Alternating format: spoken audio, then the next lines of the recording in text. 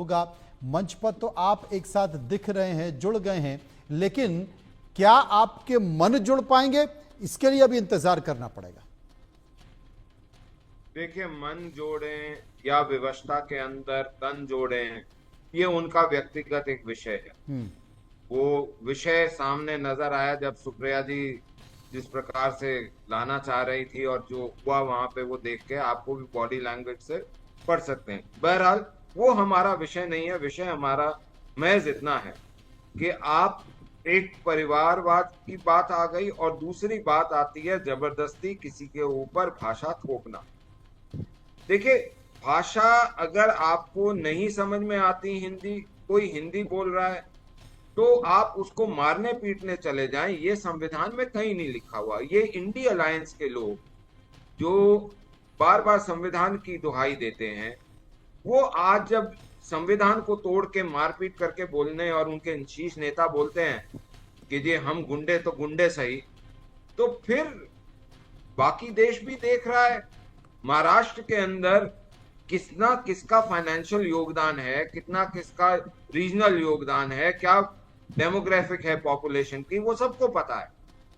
अगर आपके 10 प्रमुख शहर लिए जाएं तो उनमें से 5 शहर ऐसे हैं जिनके अंदर बाहर के लोग प्रमुखता से हैं वहां पे।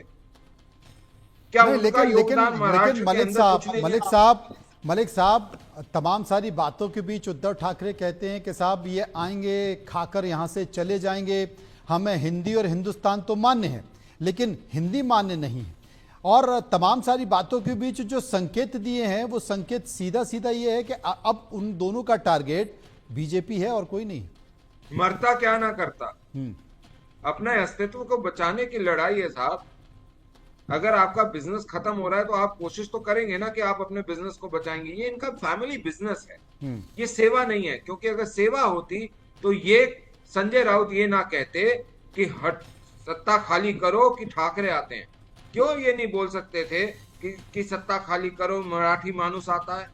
ये भी तो बोल सकते थे ना। लेकिन चाटुकारिता और नेपोटिज्म की जो ये पैदाइश है, ये कुछ नहीं करेंगे। ये इसी तरीके से करेंगे, चाहे वो प्रियांक खड़गे हों, चाहे वो ये लोग हों। ये एक जैसे नेता है।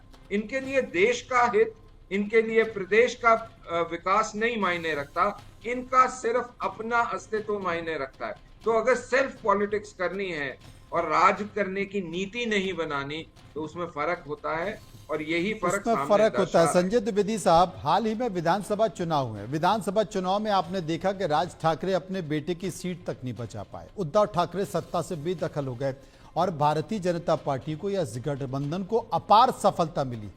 अगर कहें तो बीजेपी बहुत मजबूत स्थिति में दिखाई दी है। उन्हें मराठियों का भी वोट मिला, गैर मराठियों का भी वोट मिला। अब अगर ये समीकरण है तो इसका मतलब लोगों को भरोसा है, और चाहे वो राज ठाकरे हो या उद्धव ठाकरे हो, लोगों का भरोसा डगमगाया है। देखिए मनोज जी, जीत हार के विषय में चर्चा तो हम कर नहीं सकते हैं। 5 लाख वोटर बढ़े थे लोकसभा चुनाव में, 40 लाख वोटर बढ़ गए विधानसभा चुनाव में, तो जीत हार की चर्चा नहीं कर सकते हैं।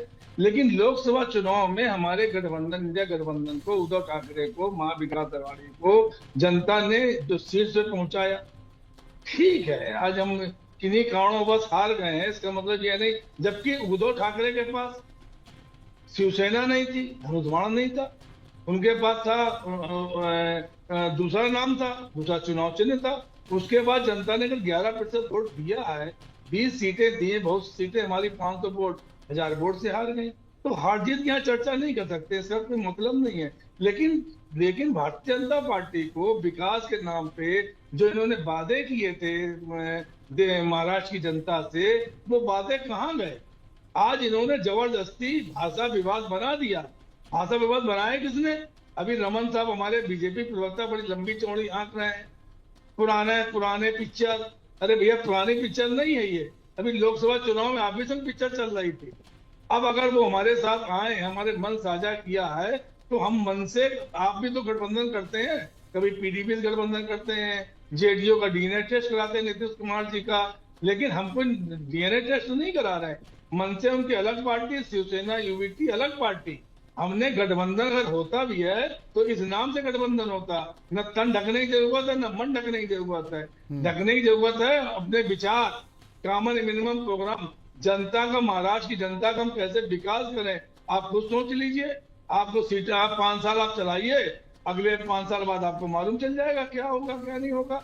लेकिन बात इसकी नहीं, जनता एक साथ नहीं रहती है। लोकसभा चुनाव में हरा दिया, विधानसभा में एक मात्र सीट थी लोकसभा की, और वो कांग्रेस को जिता दी। क्यों जिता दी भाई? तो बात इसकी नहीं होती है यहाँ पे कि आप क्या बात कर रहे हैं क्या नहीं कर रहे। आज जिस तरह से भीड़ थी, जिस तरह से महाराष्ट्र की जनता ने आशीर्वाद दिया माननीय उद्धव ठाकरे, राज ठाकरे को, वो देखने का विषय है। वो कोई धोखे लाई हुई भीड़ नहीं थी, वो अपने आप सब लोग आए थे। महाराष्ट्र की जनता अपने आप आई थी, उसमें उत्तर भारतीय भी शामिल है, मराठी मानुस भी शामिल है, सब एक साथ आए। उन्होंने दोनों लोगों का सुना और उन्होंने प्रशंसा जाहिर की। आपने रद्द कर दिया। आपने जब इतना अच्छा कानून था, जब 1 से 5 तक आप कह रहे साहब हिंदी भाषा से मतलब हमें ऐसा नहीं है, तो आपने क्यों रद्द कर दिया? आपको रद्द नहीं करना चाहिए। रद्द करने के बाद आप, रमन मलिक जी अभी ये नहीं बता पाए कि आखिरकार ये रद्द क्यों जीआर हो, इस जीआर रद्द होने के पीछे क्या कारण है। तो जब कारण आप नहीं बता पा रहे हैं और आप कह रहे मन से और शिवसेना विरोध ना करे, यूबीटी क्यों ना विरोध करे भाई? आपकी गलत नीतियों का, क्या गलत नीतियां आपकी चलती रहें? आप नीतियों के साथ साथ कहीं ना कहीं वोट परसेंटेज भी मायने रखते हैं। रमन मलिक साहब, 40% वोट हैं मराठाओं के, 20% मुस्लिमों के। इसके साथ साथ शरद पवार की पार्टी शिंदे, जो कि अभी भारतीय जनता पार्टी एनडीए के साथ मौजूद हैं, और वो भी कभी कभी बीच बीच में हल्की हल्की तल्खियों की लाइन बोलते रहते हैं। आने वाले समय में मुझे लगता है कि बीएमसी के चुनाव परिणाम एक बड़ा संकेत देने जा रहे हैं। बीएमसी के लिए मैं बता दूं, थोड़ा मैं टोकूंगा आपको। हाँ, बीएमसी में भारतीय जनता पार्टी ने शिवसेना को समर्थन दिया था। क्यों समर्थन दिया था भाई? 30 साल तक हमारे अभी